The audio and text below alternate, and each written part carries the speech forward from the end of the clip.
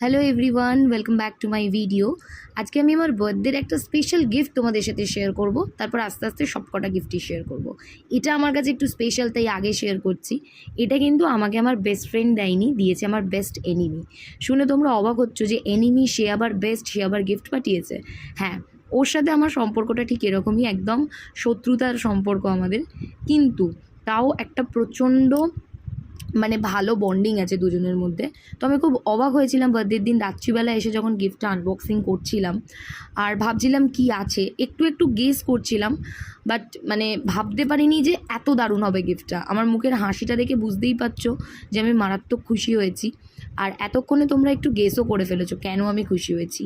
কারণ এই গিফটটাতে আমার বিয়ের প্রত্যেকটা ফটো অ্যাড করা আছে, তার সাথে ওরও একটা ফটো অ্যাড করে দিয়েছে।